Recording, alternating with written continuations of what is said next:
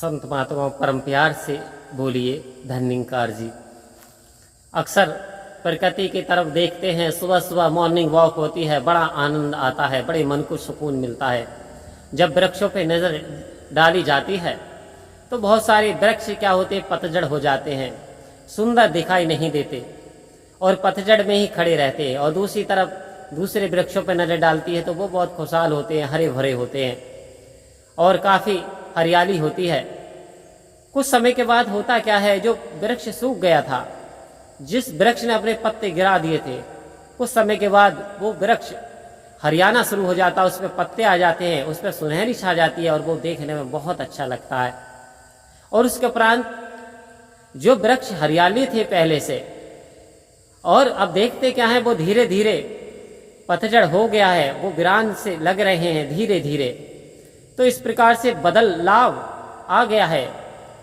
कहने का तात्पर्य उस समय वो वृक्ष बहुत सुनहरा था, अब इस बार ये वृक्ष बहुत सुनहरे हैं।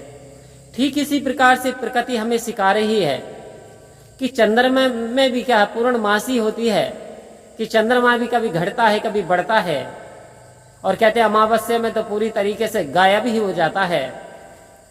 तो ये सारी चीजें ये सिखा रही है कि जीवन में जो उतार चढ़ाव जो प्रकृति का एक नियम है, कभी खुशी है कभी गम है, लेकिन अपने आप को, इंसान को खुशी और गम में डुबोना नहीं है।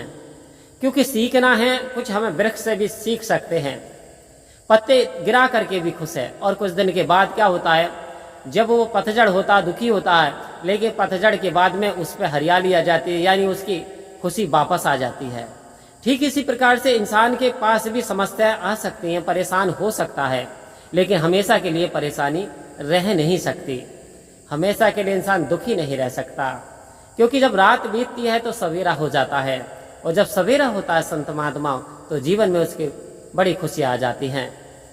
तो हमें क्या करना है, सहनशीलता बनाए रखनी है, संत जनों का उत्तम गहना हरि इच्छा में रहना है।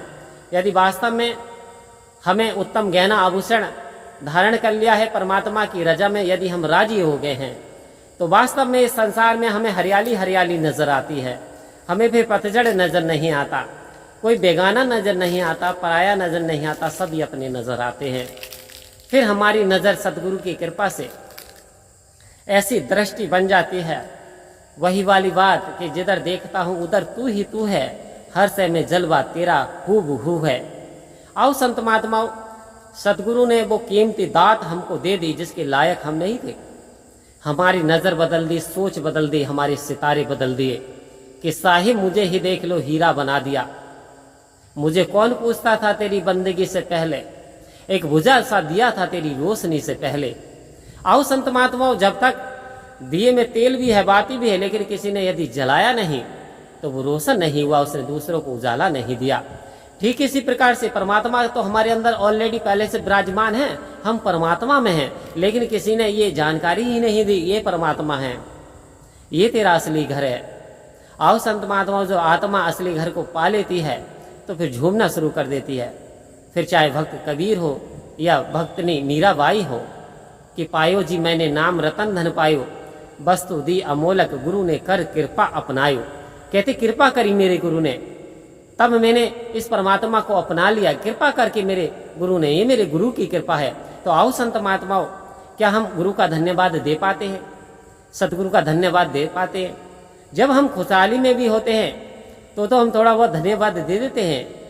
आओ संत महात्माओं, लेकिन धीरे धीरे खुशहाली गायब हो जाती है, परेशानी आ जाती है, तो हम बहुत सारे लाने ताने कसने लगते हैं कि मैं तो इतना समय हो गया, ऐसे से हो गया।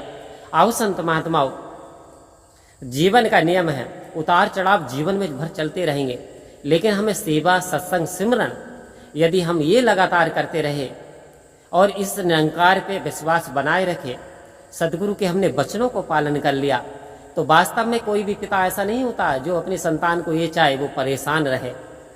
आओ संत महात्माओं, परेशानी का कारण हमारे खुद के स्वयं के ऐसे कर्म बन जाते हैं जिस कारण हम परेशान हो जाते हैं। क्योंकि कहीं ना कहीं यदि हमारे अंदर लालच आ जाती है तब हम दुखी हैं, ईर्ष्या आ जाती है तब हम दुखी हैं, जलन आ जाती है जब हम दुखी हैं, वासना आ जाती है तब हम दुखी हैं।